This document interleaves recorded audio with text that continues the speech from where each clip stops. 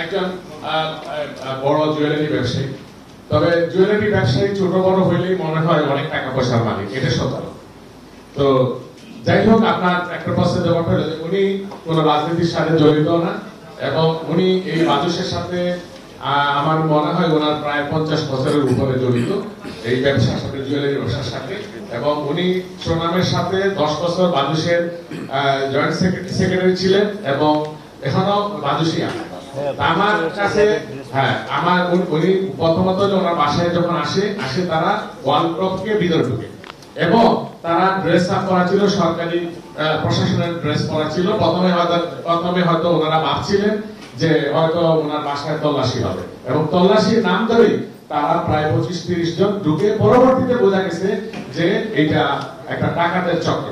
ডাকাতের চক্র বলার সাথে সাথে তারা যোগাযোগ করছে বিভিন্ন প্রশাসনে। এবং আমি একটা তথ্য আপনাকে দিচ্ছি, যেমন আমরা গিয়ে যখন দেখলাম, অনেকে বলতেছে যে আমরা 999-এ ফোন করলাম, ফোন করার পরে বলে যে আপনি তো এই বাসার মেম্বার না, তাহলে আপনি ফোন করলে আমরা আসবো কেন? বাসার মেম্বার যদি ফোন করে তাহলে আমরা আসবো।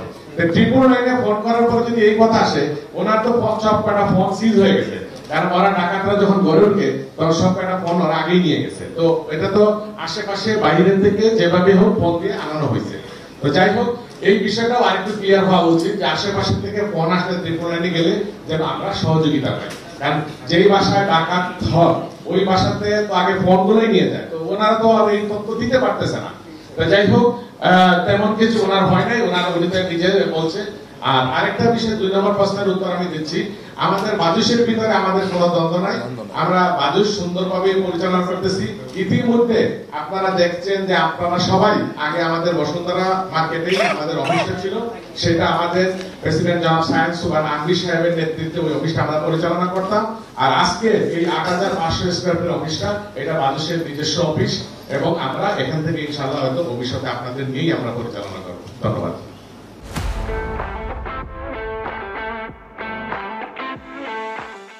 বর্তমান আমাকেও অপহরণ করার জন্য তারা চেষ্টা করেছিল। মানে আমার কপাল ভালো যে জনসাধারণ এবং থানার পুলিশ আসছিল। আমাকে যদি আর 10টা সেকেন্ড সময় পেত তাহলে আমাকে একবার বলছিল গ্রুপে আপনি তার গাড়িতে ওঠান, আমাকে 6তলা থেকে নিচে নামে আনা হয়েছিল। তো বর্তমান আমি আমার সংক্ষিপ্ত বক্তব্যের মধ্যে এতটুকু বলতে চাই যে আমার এই ঘটনাটা আমার পুরো পরিবার উদ্বিগ্ন এবং উদ্বিগ্ন। যান এবং মালের নিরাপত্তার স্বার্থে আমি মাননীয় প্রধান উপদেষ্টা এবং স্বরাষ্ট্র মন্ত্রণালয়ের দায়িত্ব উপদেষ্টা এবং মাননীয় প্রধান সেনা প্রধানের কাছে বিনয়ের সাথে অনুরোধ জানাচ্ছি, যাতে করে আমরা আমার দান মাল সহ আমাদের এই জরুরি পরিবারের সকলে যাতে শান্তিপূর্ণভাবে বসবাস করতে পারে এবং নির্বিঘ্নে তারা বসবাস করতে পারে। আমরা প্রত্যেক মার্কেটের সবাইকে আমরা একটা চিঠি দিয়েছি দোকানদারকে, যে আপনার দোকানে এই ঈদ পর্যন্ত লাইটিং বৃদ্ধি করেন, আপনার দোকানে স্টাফ বৃদ্ধি করেন, নিরাপত্তা বৃদ্ধি করেন, সিসি ক্যামেরা চেক করেন।